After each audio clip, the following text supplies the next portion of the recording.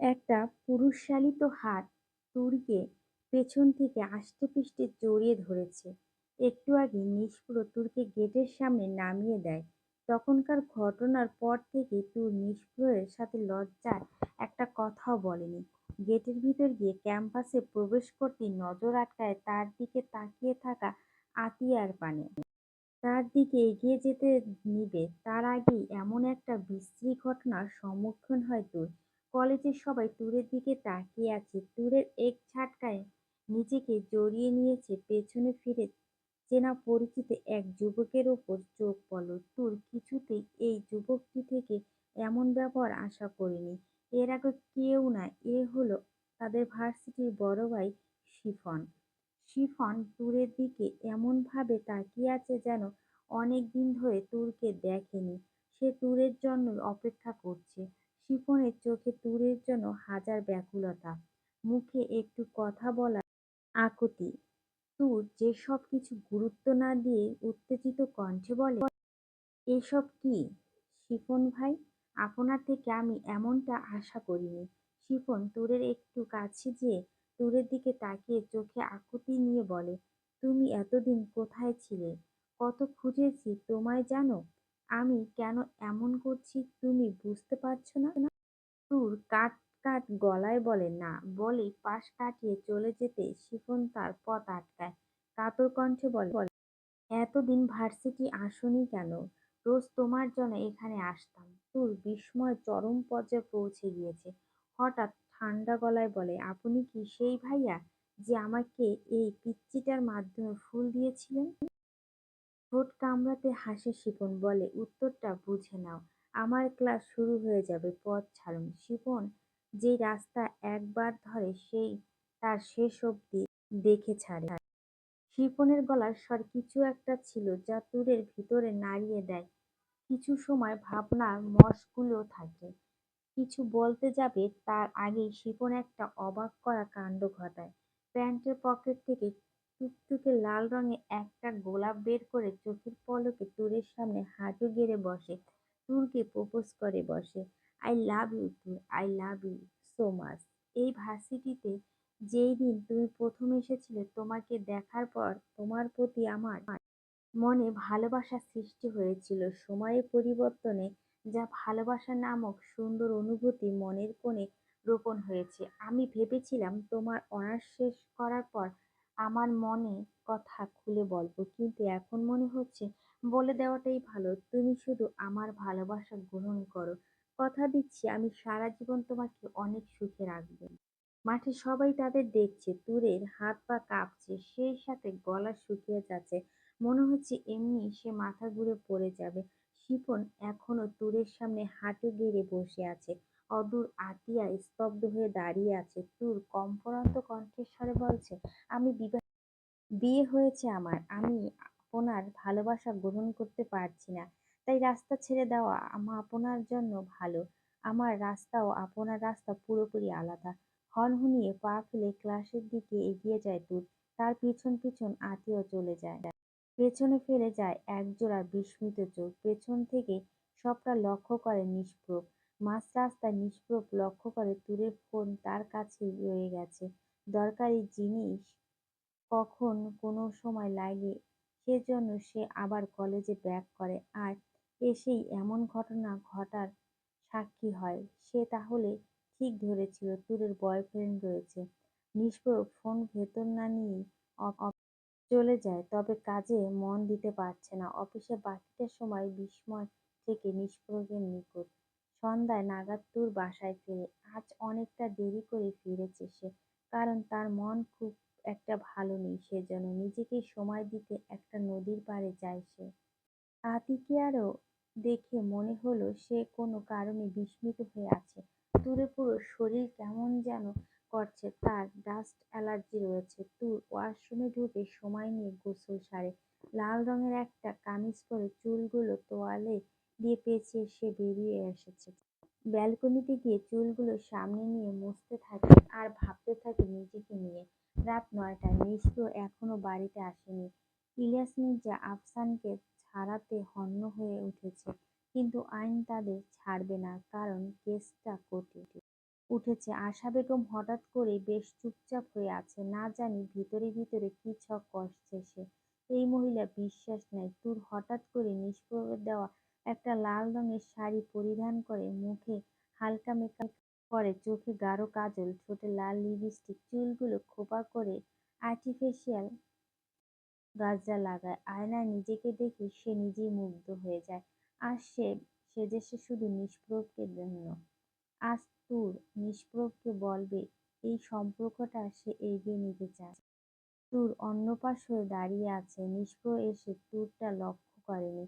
নিষ্প্রভ এসেই সম্মুখীন হয় তুরের এমন আগুন সৌন্দর্যে। কি আবেদনময়ী লাগে মেয়েটাকে! মেইলি সুবাস নিষ্প্রভকে ক্ষতবিক্ষত করে ফেলেছে। নিষিদ্ধ ইচ্ছা জানা দিচ্ছে বারবার। মন বলছে তোর বউ, ওর সব কিছুতেই তোর অধিকার আছে। অথচ মস্তিষ্ক বলছে ও তোর জন্য সাজেনি, ও অন্য কাউকে ভালোবাসে। মন মস্তিষ্কের মাঝে নিষ্প্রভ মস্তিষ্ক জয়ী করল। পরক্ষণে তার সকালের ঘটনা মনে পড়ে গেল। তুরের পাশে গিয়ে সিগারেট ধরালো। নিষ্প্রভকে তুর পাশে দেখে স্বাভাবিক কণ্ঠে শুধালো, কখন এলেন? আমি কখন আসি না আসি তোমাকে বলতে হবে? তুর নিষ্প্রভের রাগের কারণ বুঝতে পারছে না। সে এগিয়ে এসে জিজ্ঞেস করলো, সিগারেট খাচ্ছেন কেন? আগে তো কখনো খেতে দেখিনি। এই, তুমি আমার ব্যাপারে নাক গলাচ্ছ কেন? তোমার ব্যাপারে তো আমি নাক গলাই নাই। রাস্তায় তো ভালোই ছেলেদের গায়ে ঢলে পড়ো, নাকি বাইরে ঘরে দুজন লাগে তোমার? নিষ্প্রভ এমন কথায় রাগে অপমানে তুরের চোখে পানি চলে আসে। সে উচ্চস্বরে বলে, মাইন্ড ইউর ল্যাঙ্গুয়েজ নিষ্প্রভ। বিয়ে করেছেন বলে এইসব নোংরা কথা আমার বলতে পারেন না। নিষ্প্রভ তাচ্ছিল্য হাসি হেসে বলে, নোংরা? কে নোংরা? ও বলতে পারবো না। বাইরে গিয়ে ছেলেদের গায়ে ঢলে পড়তে পারবে, আর আমি স্বামী হয়ে কিছু বললেই দোষ। আমি তোমায় ডিভোর্স দিতে চেয়েছিলাম, কিন্তু তারপরে মনে হয়েছে এই সম্পর্কটাকে একটা সুযোগ দিই। কিন্তু তুমি কি করলে? রাস্তায় দাঁড়িয়ে ছেলেদের সঙ্গে এসব করে বেড়াচ্ছ। একদিন বাচ্চার ছেলে এসে ফুল দিচ্ছে, আর তোমার বয়ফ্রেন্ড এসে ফুল দিয়ে প্রপোজ করছে। তুমি কি মনে করছো আমি কিছু বুঝতে পারি না? আপনি আমার ভুল বুঝছেন নিষ্পপ। আমি সব সহ্য করতে পারি, কিন্তু আমার চরিত্রে আঙুল তুললে আমি সহ্য করতে পারি না। তুমি আমায় বাধ্য করলে। তরু অকুতোভয় কণ্ঠে নিষ্প্রভকে কাছে যেয়ে হাত জোড় করে বলে, আপনি আমার পুরো কথাটা আগে শুনুন। সব সময় চোখে দেখা সত্যি হয় না। নিষ্প্রভ দূরের দিকে তাকিয়ে ফিসফিসিয়ে বলে, তোমার কোনো কথা শোনার ইচ্ছে বা আগ্রহ কোনোটাই আমার নেই। তোমাদের মতো মেয়েদের একটা বিয়ে হয় না। আমি এজন্য সুন্দরী মেয়ে বিয়ে করতে চাই না, কারণ তাদের এই সুন্দর চেহারার পেছনে কুৎসিত মন লুকা থাকে। এজন্য আমি সব সময় চাই না যার মন সুন্দর আমি তাকে বিয়ে করব, কারণ আমার কাছে এসব রূপ, চেহারা, শরীর ফ্যাক্ট নয়, হৃদয় সন্ধিক্ষণই সব কিছু। দুটি হৃদয় এই যদি মিল না থাকে তাহলে শরীর দিয়ে কি হবে? ভাগ্যক্রমে তোমার সাথে এই সম্পর্কে জড়িয়ে গেলাম, কিন্তু তুমি কি করলে? দুশ্চরিত্রা মেয়ে মানুষ। কথাটা বলার সাথে সাথে নিষ্প্রভ তার বাম গালে চিনচিন ব্যথা অনুভব করে। সে গালে হাত দিয়ে হতবাক হয়ে সামনে তাকিয়ে থাকে। তুর নিষ্প্রভকে গায়ে জোরে সর্বশক্তি দিয়ে থাপ্পড় মেরেছে। নিষ্প্রভ গালে হাত দিয়ে তুরের পানে অবাক হয়ে তাকিয়ে আছে। সে থমকে যায় শান্তশিষ্ট মেয়ে এমন আচরণ দেখে। তুর নিষ্প্রভের শার্টের কলার ধরে ক্লান্তরত অবস্থায় বলে, অনেক বলে ফেলেছেন, আর একটা কথা না। আমি আমার চরিত্রের সার্টিফিকেট আপনাকে দিব না। আমি কেমন সেটা আমি নিজেই জানি। আজ আপনি আপনার নিচু মন মানসিকতার সাথে আমায় পরিচয় করে দিয়েছেন। আমি ভাবতেও পারিনি আপনি আপনার পুরো কথা না শুনে এমন জঘন্য কথা বলবেন, আমাকে অসম্মান করবেন। নিষ্প্রভ তুরকে দেখে ক্ষণে ক্ষণে অবাক হয়ে যায়। নিষ্প্রভ তুরের এই রূপ দেখেছে। এই রূপের সাথে তো নিষ্প্রভ পরিচিত নয়। তুরের বুকে একরাশ ঘৃণা জমেছে, চোখের কানিশ দিয়ে বেয়ে পানি গড়িয়ে পড়ছে। তুর ঘৃণাজনিত কণ্ঠে আবার বলতে শুরু করে, আমার কপালটা এমন জানেন তো, যখন একটু ভালো থাকার চেষ্টা করি ঠিক তখনই কোনো ঝড় এসে সব কিছু এলোমেলো করে দেয়। আমার জীবন এমন না হলেও পারত। প্রথম আমার মা আমার জীবনটাকে নিয়ে জুয়া খেলেছে। ভাগ্যক্রমে আপনার সাথে জড়িয়ে পড়েছিলাম। আপনি বাসরাতেই আমাকে ডিভোর্স দিতে চেয়েছিলেন। আমিও চুপ ছিলাম। কারণ আমি আপনার ইচ্ছার বিরুদ্ধে আপনার জীবনে এসেছি। তারপর ধীরে ধীরে আপনাকে আমার ভালো লাগতে শুরু করে। একটুর জন্য আমার মনে হয় আপনি আমায় পছন্দ করেন। সেজন্য তো আমি আপনাকে নিজের মনের কথা বলবো বলেই আপনার জন্য এভাবে সেজেছি। আজ আমি আপনাকে বলতাম আমাদের এই অপ্রত্যাশিত সম্পর্কটা স্থায়ী করতে। কিন্তু এটা মনে করা ছিল আমার জন্য সম্পূর্ণ ভুল। তারপর একটু থেকে তুর আবার বলতে শুরু করে। বুঝতে পারছি আমি আপনার কাছে গলার কাঁটার মতো বিঁধে আছি। আপনি আমায় না পেরেছেন গিলতে, না পারছেন ফেলতে। আমি নিজেই এই সম্পর্ক আর রাখতে চাই না। যে সম্পর্কে ভালোবাসা তো দূরে, বিশ্বাস, ভরসা, সম্মান কোনোটা নেই। সেই সম্পর্কে রেখে লাভ কি? নিষ্প্রভ বাকরুদ্ধ হয়ে যায়। সে বুঝতে পারছে না তাকে কি করা বা বলা উচিত। সে আহত দৃষ্টিতে তুরকে আবারও প্রশ্নবিদ্ধ করে। তোমার ক্লাস শেষ হয় কয়টায়? আমি বিকেলে বাড়িতে এসে দেখি তুমি নেই। তাহলে এত সময় কোথায় ছিলে? নিজেকে ধাতস্থ করে তাচ্ছিল্যপূর্ণ কণ্ঠে বলে, সেজন্য বুঝি মন করেছেন? ভেবেছেন আমি ছেলেদের সাথে ঢলাঢলি করতে বিছানায় অব্দি গেছি? নিষ্প্র রেগে যায়। রাগের ফলে তার কপালের দুই পাশে রগ ফুলে ওঠে। সে ধমকে স্বরে চিৎকার করে বলে ওঠে, তুর! এমন চিৎকারে তুর কেঁপে ওঠে। অবজ্ঞার স্বরে সম্পূর্ণ ঘটনা বলে। তার সাথে এটাও বলে, আপনার থেকে আফসানকে বিয়ে করা ভালো ছিল। কারণ খারাপ সবাই তা জানে। লুকিয়ে রাখার কিছু নেই। কিন্তু আপনি খোলস পরে ঘুরে বেড়ান। সব শুনে নিষ্প্রভ নিজের প্রতি ভীষণ রাগ হয়। কিন্তু শেষ কথা শুনে তুরের উপর রেগে যায় সে। দাঁতে দাঁতে চেপে বলে, কি বললে তুমি? আফসান আর আফসান? সে আমার জীবনটা শেষ করে দিল। তারপর গায়ে সর্বশক্তি দিয়ে দেওয়ালে ঘুষি মেরে রাগ নিয়ন্ত্রণ করার চেষ্টা করে নিষ্প্রভ। কিন্তু ফলাফল সফল না হলে রুম থেকে বেরিয়ে যায়। তার হাত থেকে রক্ত চুইয়ে চুইয়ে পড়ছে। তুর শাড়ির আঁচলটা দুই হাত দিয়ে মুখ চেপে ধরে বারান্দায় যেয়ে মেঝেতে লুটিয়ে পড়ে। হাউমাউ করে কাঁদতে থাকে। ভোরের দিকে নিষ্প্রভ বাড়ি ফিরে এসে ততক্ষণে ফুটপাতে বসেছিল সে। রুমে এসে তার দৃষ্টি যায় ব্যালকনি আগোছালো ভাবে বসে থাকা তুরের পানে। মেয়েটা খুব বিষণ্ণ দেখাচ্ছে। কাল রাতে নিষ্প্রভ তুরের সাথে বেশি বাজে ব্যবহার করে ফেলেছে। মনের অজান্তে নিষ্প্রভ অনুশোচনা ও দ্বিধা নিয়ে এগিয়ে গেল তুরের দিকে। তুর উপস্থিতি টের পেয়ে নিষ্প্রভের কারণ সে সারারাত এভাবেই জেগেছিল।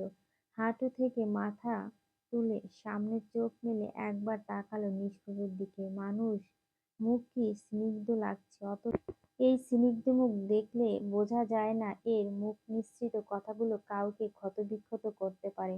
তুর চোখে আবারও পানি চলে আসে। চোখের পানি আড়াল করতে দৃষ্টি সরিয়ে দেয়। নিষ্প্রভ তুরের পাশে হাঁটু ভেঙে ফ্লোরে বসে পড়ে। তুরের মুখ উঁচু করে ধরে কাতর স্বরে বলে, বেশি আঘাত করে ফেলেছি তাই না? তুর মুখ সরিয়ে দিয়ে ঝাপটা দিয়ে বলে, আপনি তো কমই বলেছেন। এর থেকে বেশি কিছু আপনার থেকে আশা করি। তুর চেঁচিয়ে ভালো পুরুষ হওয়া যায় না। আপনাদের মতো কিছু পুরুষ আছে যারা যত ইচ্ছে হয় বউয়ের উপর চেঁচামেচি করে, আবার যখন ইচ্ছে হয় বউকে কাছে টেনে নেয়। বউকে তারা নিজের হাতের পুতুল মনে করে। আপনিও ঠিক তাদের দলে। নিজের বউকে মাঠে ভরা মানুষের সামনে অন্য পুরুষকে প্রপোজ করতে দেখে আমি ঠিক থাকবো? তাছাড়া তুমি যেই ছেলেটা তোমাকে ধরেছিল এখানে আমার দোষটা কোথায়? আমি কি তাকে বলেছিলাম আমাকে জড়িয়ে ধরতে, নাকি বলেছিলাম প্রপোজ করতে? নিষ্প্রভ অসহায় ভঙ্গিতে বলে, আমি জানি তোমার দোষ নাই। তবে তুমি কেন ওর এসব মুখ বুজে দেখতে গেলে? হাত ছিল না তোমার থাপ্পড় মেরে দিতে? এত মানুষের সামনে আমি লোকটাকে থাপ্পড় দিব কেন? এমনটা করলে সে লজ্জা পেত, আমার খারাপ লাগতো। ওহো, লোকটাকে থাপ্পড় মারলে তোমার খারাপ লাগতো। আর স্বামী আমাকে তো থাপ্পড় ঠিক মারলে, এতে তোমার খারাপ লাগেনি? তরু কাট কাট গলায় বলে, না খারাপ লাগেনি, মাত্র একটা মেরেছি। আমার তাও ৩ থেকে ৪টা থাপ্পড় মারা উচিত ছিল আপনাকে। আপনি আমার চরিত্র নিয়ে বাজে কথা বলেছেন, যেখানে দোষটা আমারই ছিল না। তুর বলতে বলতে হাউমাউ করে কাঁদতে শুরু করে। তুরের কান্না দেখে নিষ্প্রভ ভিতরটা ভেঙে যাচ্ছে এমন হয়। সে আর বেশি সময় না নিয়ে তুর্কে নিজের সাথে আষ্টেপৃষ্ঠে জড়িয়ে নেয়, কাতর হয়ে বলে, আমার থেকে নিজের অজান্তে অনেক বড় ভুল হয়ে গেছে বউ, দয়া করে আমায় মাফ করে দাও। কথা দিচ্ছি আর কখনো এমন হবে না। তবুও তুমি কান্না করো না পাখি। নিষ্প্রভের বুকের মধ্যে দূর থাকতে চায় না, ছটফট করছে আর বলছে, ছাড়েন, আপনি আমায় স্পর্শ করবেন না। আমি খারাপ মেয়ে, তাহলে আমার কাছে আসছেন কেন? ভালো মেয়ের কাছে যান। আমি তো আপনার চোখের আমি আপনার কাছে থাকবো না বলে নিষ্প্রভকে ধাক্কা দিয়ে শুরু করে। নিষ্প্রভকে এক চুলও নড়াতে পারে না। নিষ্প্রভ বলে, তুমি এমন করো না বউ, আমার ভুল আমি স্বীকার করছি। আমি তোমার পায়ে পড়ি, তুমি যা বলবে এখন থেকে আমি তাই করব। আগে সবকিছু ভুলে আমার নতুন করে সব শুরু করো। এসব ডিভোর্স বাদ, তোমাকে 3 কবুল বলে বিয়ে করেছি, দরকার হলে এবার 6 কবুল বলে বিয়ে করব, তাও তুমি আমাকে ছেড়ে যেও না। আমি আমার ভুল বুঝতে পেরেছি, মাফ করে দাও বউ। এইসব বলে নিষ্প্রভ তুরের পা ধরতে যায়। তুর নিষ্প্রভের সব কথা মনোযোগ সহকারে শুনেছিল। শেষ কথা শুনে তুর তেলে বেগুনে জ্বলে ওঠে। মানুষটা ক্ষমা চাইছে নাকি তার সাথে মশকরা করছে? 6 কবুল বলে বিয়ে করবে? আদেও কেউ 6 কবুল বলে এর আগে বিয়ে করেছিল নাকি পাগলের বাচ্চা? এই কথাটা বলেই তুই তাড়াতাড়ি ফ্লোর থেকে উঠে রুমে এসে বারান্দার দরজা লাগিয়ে দেয়। নিষ্প্রভ বেচারা বারান্দায় বন্দি হয়ে থাকে। নিষ্প্রভ চেঁচিয়ে বলে, এটা কি হলো শাস্তি? আপনি এভাবে থাকবেন? ও এভাবে কিছুক্ষণ থাকলে তুমি আমায় ক্ষমা করে দিবে? নিষ্প্রভ প্রফুল্ল কণ্ঠে বলে। তুই একটু কণ্ঠ বাড়িয়ে বলো, জি না, এটা আমাকে 6 কবুল বলে বিয়ে করা চাওয়ার শাস্তি। বাকিগুলো নিয়ে পরে ভাববো। নিষ্প্রভ অসহায় হয়ে বলে, যাক বাবা, এটা কি হলো? 3-এর জায়গায় 6 বললাম, যাকে করে অন্য বউয়ের থেকে আমার বউয়ের মনের স্বামীর প্রতি ভালোবাসাটা বেশি হয়। থাক তো ভালোবাসা, আমার বউয়ের জন্য আমার শাস্তির ব্যবস্থা করলো। এই শীতের ভোরবেলা বারান্দায় দাঁড়িয়ে নিষ্প্রভ ঠান্ডায় কাঁপছে। কাঁপা কাঁপা কণ্ঠে সে বলল, সকাল 10টা। নিষ্প্রভ এক নাগালে হাঁচি ফেলছে। তুর বেশ মজা পাচ্ছে। লিভিং রুমে ইলিয়াস মির্জা আয়েশা বেগম বসেছিল। আফসানকে কিভাবে ছাড়ানো যায় সে বুদ্ধি করেছিল। ইলিয়াস মির্জা বিশ্বাস করে আফসান নির্দোষ। পুরো নিষ্প্রভ খাবার টেবিলে বসে। হঠাৎ করেই সদর দরজা কলিং বেল বেজে ওঠে। সিতারা দরজা খুলে দেয়। একটা অচেনা ভদ্রলোক প্রবেশ করে। আশা বেগম বসে থাকা অবস্থায় দাঁড়িয়ে পড়ে। ইলিয়াস মির্জা অজ্ঞাত লোকটিকে উদ্দেশ্য করে বলে, আপনি কি? আপনাকে তো চিনলাম না। লোকটি গমগমে স্বরে বলে, আমি আফসানের বাবা। আমার নাম খালেদ মনোয়ার। আমি আফসানের বাবা। ভদ্রলোকের কথাটি মির্জাবাড়ির লিভিং রুমে বাজ পড়ার মতো পড়েছে। ভয়ে আশা বেগম শরীর থরথর করে কাঁপছে। যে কেউ দেখে বলবে মৃগী রোগী। সিতারা বেশ উৎসাহ নিয়ে তাকিয়ে আছে। নিষ্প্রভ স্বাভাবিকভাবেই খাবার খেয়ে যাচ্ছে, জেনেও এসব তার আগে থেকে জানা। তুর অবাক চোখে লোকটির দিকে তাকিয়ে আছে। ইলিয়াস মির্জা ঠাট্টার স্বরে বলে, আপনি কে ভাই? কোথা থেকে এসেছেন? আফসান কি আপনার মেয়েকে বিয়ে করেছে যে নিজেকে তার বাবা বলে দাবি করেছেন? আশ্চর্য। খালেদ মনোয়ার আত্মবিশ্বাসী স্বরে বলে, শুধু আপনার ছেলেকে নিজের ছেলে বলেই দাবি করছি না, বরং আপনার বউকে নিজের বউ বলে দাবি করছি। আপনি পাগল নাকি? এসব কি বলছেন? আমার বউ আপনার বউ হতে যাবে কেন? খালেদ মনোয়ারা এবার তাচ্ছিল্য স্বরে বলে, যেভাবে আফসান আমার ছেলে হয়ে ঠিক সেইভাবে আফসানের জন্মদাতা আমি। আশা বেগম এবার আর চুপ থাকলো না। কম্পনস্বরে কণ্ঠে বলল, আফসানের বাবা তুমি এই পাগলের কথা শুনছো কেন? কথা শুনে বোঝা যায় এই লোকটা একটা পাগল। তুমি দারোয়ান ডেকে এই পাগলটাকে বাড়ি থেকে বের করে দাও। খালেদ মনোয়ারা আশা বেগমকে উদ্দেশ্য করে বলে, তুমি আমায় চিনো না আশা? আশা বেগম ভয়ে টুক দিলে, তারপর কাট কাট গলায় বলে, আমি আপনার মতো পাগলকে কিভাবে চিনব? খালেদ মনোয়ারা এবার বেশ রেগে যায়। সে চোখে পলকে আশা বেগমের কাছে এসে তার হাত মুচকে ধরে বলে, চুপ, একদম চুপ, নষ্টা মহিলা। আমার কাছে শুতে তোর আমাকে পাগল মনে হয় না? যখন সত্য কথা বলছি তখন পাগল মনে হয়। তোকে কয়েকদিন হলো ফোন দিয়ে বলছি আমার ছেলেকে ছাড়িয়ে নিয়ে আয়, তুই আমার কথা শুনিসনি। এসব দেখে ইলিয়াস মির্জা বাকরুদ্ধ হয়ে যায়, তার পুরো পৃথিবী অন্ধকার হয়ে যায়। বুড়ো বয়সে এসে স্ত্রীর সম্পর্কে এসব শুনতে কার ভালো লাগে? জীবনে 24 বছর ধরে জেনে এসেছি আফসান তার ছেলে, অথচ এই লোকটা জোর করে বলছে তার ছেলে। তিনি দ্রুত আশাকে খালেদের থেকে ছাড়িয়ে কিছুটা আড়াল করে কিঞ্চিৎ আশা নিয়ে বলে, আপনার কোথায় ভুল হচ্ছে, সে আমার স্ত্রী। খালেদ সাহেব জোরে হাসতে শুরু করেন। হাসি থামিয়ে বলে, যে মানুষ এতগুলো বছর ভুল জেনেও একটা নষ্টা মহিলার সাথে সংসার করেছে, আবার অন্যের বাচ্চাকে নিজের বাচ্চা মনে করে এত বড় করেছে, সে নাকি আমার ভুল ধরছে। হাস্যকর। ইলিয়াস মির্জা রাগান্বিত অবস্থায় বলে, আপনি এসব বলছেন ওর নামে? আপনার কাছে এসবের কোনো প্রমাণ আছে? আপনার মুখের কথা তো আমি বিশ্বাস করব না। প্রমাণ লাগবে। কিসের ভিত্তিতে আপনি ওর নামে এসব বলছেন? খালেদ মনোয়ারা আশার দিকে ভ্রু কুঁচকে তাকিয়ে বলে, আফসানের জন্মদাতা বাবা আমি। আজ থেকে 1 সপ্তাহ আগে আপনার স্ত্রী আমার বাড়িতে গিয়েছিল। কেন গিয়েছে আমি এসব মুখে বলতে পারবো না। আপনি বুঝে নেন, যে মহিলা এই বয়সে এসে তার পরপুরুষের টান ছাড়তে পারেনি, সে কখনো ভালো।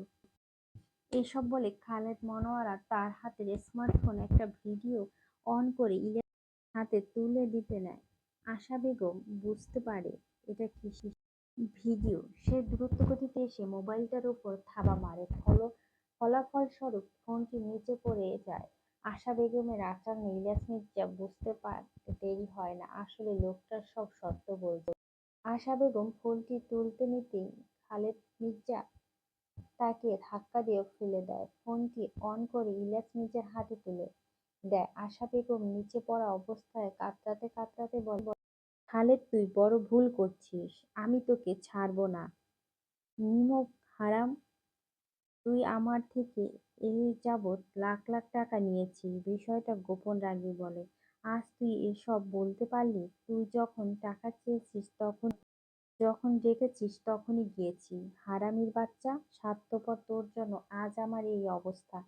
এই তোর পাখির পথ এসেছ। একটু আগেই না বললে তুমি আমায় চিনো না? আমি নাকি পাগল? এইসব বলতে বলতে খালেক মনোয়ার আশা বেগমের কাছে যেয়ে বসে তার গালে হাত দিয়ে বলে, এসব কিছু তোর থেকে শিখেছি ময়না পাখি। তুই নিজের স্বার্থের জন্য বান্ধবীকে কাজে লাগিয়েছিস। তুই টাকা কি এমনি এমনি দিয়েছিস? নিজে সব অপকর্ম লুকাতে দিয়েছিস। আফসানকে তুই খারাপ বানিয়েছিস। তোর জন্য আফসান আজ জেলে। নারী পাচারকারী চক্রের আসল মাথা হলো তুই। এসব কিছু জানতাম বলেই আমার মুখ বন্ধ করে তুই টাকা দিতি। আর কি জানো বলবি? আমি ডাকলেই তুই সাড়া দেস। কেন দেস? কারণ ফুর্তি করতে। এই বয়সে এসে যা শরীর বানিয়েছিস কি আর বলবি। যাই হোক, আমার মনে হলো আমি এসব কিছু ভুলে করেছি। সত্য সবাই আজ উচিত, সেজন্য আমি সবকিছু খুলে বললাম। কারণ তোর পাপের ফল আমার ছেলে ভোগ করছে। ইলিয়াস মির্জা হাতে আকাশ ও খালেদ অন্তরঙ্গ মুহূর্তের ভিডিও চলছে, তার মধ্যে এসব জঘন্য কথা ইলিয়াস মির্জা আর নিতে পারছে না। সে হাতে ফোনটা ফেলে বুকে হাত দিয়ে সোফায় বসে বলে, শ্বশুরের সামনে তোকে এসব শুনতে লজ্জা লাগছে। সে উপায় না পেয়ে উপরে যেতে নেয়, তখন ইলিয়াস মির্জা এমন অবস্থা দেখে তার দিকে এগিয়ে যায় তুর। কিন্তু তার আগে নিষ্প্রভ তুরকে বাধা দিয়ে স্বাভাবিক স্বরে বলে, তুমি যেও না, ওনাকে একা সামলিয়ে উঠতে দাও।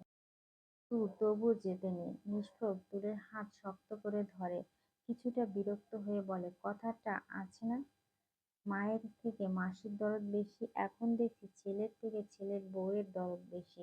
তোমাকে বলছি না চুপচাপ থাকতে?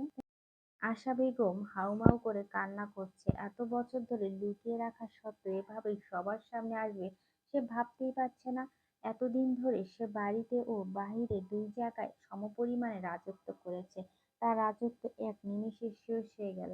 ইলিয়াস মির্জা কাঁপা কাঁপা হাতে এক গ্লাস পানি খেয়ে নিজেকে স্বাভাবিক করে, পুলিশকে ফোন করে গার্ডকে বলে বাড়িতে মেন গেটে সব বন্ধ করে দিতে, জেনে অপরাধী কোনোভাবেই না পালাতে পারে। খালেদ মনোয়ার এর যাওয়ার কোনো তাড়া নেই, বরং সে আরেকটা বোম বাস্ট করার মতো কথা বলল। ইলিয়াস মির্জাকে। আপনার ছেলে আর তুরের বিয়ে কোনো কাকতালীয় ঘটনা না। সেই দিন যা হয়েছিল সব এই মহিলা আফসান ও তুরের মায়ের প্ল্যান। তুরের মা এদের হাতের গুটি মাত্র। এই মহিলা তুরের মাকে ব্ল্যাকমেইল করে সব করত। ঠিক তেমন সেই দিন আফসানের সাথে বিয়ে দেওয়ার জন্য সব প্ল্যান করে ওরা তিনজন। কিন্তু ভাগ্য ভালো করে আফসানের জায়গায় সেই দিন এই রুমে কোনোভাবে নিষ্প্রভ ঢুকে পড়ে, যার জন্য বিয়েটা নিষ্প্রভের সাথে হয়। মেয়েটার ভাগ্য ভালো বলা চলে, নয়তো এই মহিলা আর মেয়েকে নিয়ে ব্যবসা করত। শেষ কথা তুরকে দেখিয়ে দিয়ে বলে, তুরের মাথা ঘুরে। একদিনে এতগুলো সত্ত্বেও সে মেনে নিতে হিমশিম খাচ্ছে। শরীরে ভার সামলাতে না পেরে পড়েনি। তার আগে নিষ্প্রভ ধরে ফেললে। তুই যে অবস্থায় নিষ্প্রভ দিকে তাকিয়ে আছে তা মনোভাব বুঝতে চেষ্টা করছে। খালেদ মনোয়ার আবারও বলতে শুরু করে, বরাবরের মতো আপনি নিষ্প্রভকে ভুল বুঝছেন। কারণ এই মহিলা শুরু থেকে নিষ্প্রভের নামে আপনার কানে বিষ ঢেলেছে। আর আপনি অল্প বয়সী বউয়ের প্রতি অন্ধ হয়ে তার সব কথাই সত্যি বলে নেন। আজ তো বুঝতে পারছেন এই মহিলা ভালোবাসে আপনার কাছে নেই, শুধুমাত্র টাকার জন্য কাছে। তা না হলে এই বয়সে এসে আমার কাছে যায়? কত মেয়ের জীবন এই মহিলা নষ্ট করেছে জানেন? আপনি ওকে পুলিশে তুলে দেওয়ার মতো সঠিক সিদ্ধান্ত নিয়েছেন। ওর মতো মহিলা স্থান জেলে। নিজে করা ভুল অন্যের মুখে শুনে ইলিয়াস মির্জা নিজেকে প্রতি ঘৃণা হয়। সে আশা বেগমের কাছে যে তার চুলের মুঠি ধরে বলে, দুশ্চরিত্র মহিলা, তুই আমার সাথে এমন কিভাবে করলি? তোকে আমি বিশ্বাস করে নিজের ছেলেকে অব্দি দূরে সরিয়ে দিয়েছি, আর সেই তুই কিনা আমার বিশ্বাসের এই প্রতিদান দিলি? বেঈমান নষ্টা মহিলা। আরে তোর থেকে একজন দেয়াও ভালো আছে, তারা জীবিকার তাগিদে এসব করে। আর তুই, তোর কিসের অভাব বল? তুই আমার ছেলেকে আমার কাছ থেকে সরিয়ে দিয়ে কাল নাগিনি তোকে আমি শেষ করে দিব। আশা বেগম ব্যথায় চিৎকার করে উঠে। আয় অবস্থায় ইলিয়াস মির্জা পায়ে ধরে কাঁদতে কাঁদতে বলে, আফসানের বাবা, আমার ভুল হয়ে গেছে, দয়া করে তুমি আমায় ক্ষমা করে দাও। আমি জেলে যেতে চাই না, আমাকে ধরিয়ে দিও না, আমি আর এসব করব না। ইলিয়াস মির্জা গর্জে উঠে আশা বেগমের থাপড়াতে থাকে আর বলে, খবরদার আমাকে আফসানের বাবা বলে ডাকবি না। তোর মুখে এই ডাক যেন আমি আর না শুনি। নটি কোথাকার তোর। আফসানের বাবা এখানে দাঁড়িয়ে আছে, তাকে বল। আর কি করবি না তুই? হ্যাঁ, এখনো কিছু করার বাকি রেখেছিস? তুই বল। তোকে ছেড়ে দিয়ে আমি আর বিবেকের কাছে অপরাধী হয়ে যাব। এর মধ্যে পুলিশ চলে আসে। ইলিয়াস মির্জা আশা বেগমকে নিয়ে যেতে বলে। আশা বেগম হঠাৎ করে দৌড়ে এসে একটা পুলিশের থেকে রিভলভার নিয়ে নিষ্প্রভের দিকে তাক করে বলে, আমাকে যেতে দিন, নয়তো এই ছেলেকে গুলি করে দিব। সেখানে আমার ছেলেও আমি এই বাড়িতে থাকতে পারবো না। সেখানে এই ছেলে রাজত্ব করবে, এই আমি কিছুতেই হতে দিব না। ইলিয়াস মির্জা খালেদা বারবার আশা বেগমকে রিভলভার নামাতে বলে, এসব পাগলামি থামাতে বলে। তুর নিষ্প্রভকে খুব কাছে ছিল, ভয়ে কাঁপছে, তার কলিজা শুকিয়ে আসছে। নিষ্প্রভ নিজের কাছে থেকে তুরকে ধাক্কা দিয়ে দূরে সরে ফেলে। আশা বেগম এবার নিষ্প্রভকে ভালোভাবে টার্গেট করে। অন্য পুলিশ তার রিভলভার তাক করে আশার দিকে। আশা লক্ষ্য করে সে পুলিশকে রিভলভার রাখতে বলে আর তাকে যেতে দিতে বলে, নয়তো নিষ্প্রভকে গুলি করে দিবে। পুলিশগুলো কথা না শুনে চারদিকে ঘিরে ধরে। এদিকে নিশো নড়তে পারছে না, একটু 19-20 হলে তার মৃত্যু। আজ অবধারিত। নিচে পড়ে তুরের বেদনাদায়ক মুখটা বারবার তার চোখে ভাসছে। আচ্ছা, আজ কি গুলিতে সে মারা গেলে তুই কি কান্না করবে, তার জন্য কষ্ট পাবে, নাকি অন্য ছেলেকে বিয়ে করে তার সাথে সংসার করবে? এসব ভাবতে ভাবতে একজন কনস্টেবল আশা বেগমের দিকে এগিয়ে আসতে নেয়। ঠিক তখনই আশা বেগম তাকে টার্গেট করে নিষ্ঠুর মাথায় বড় গুলি ছোড়ে। বিকট শব্দে মির্জা বাড়ির সবাই স্তব্ধ হয়ে যায়।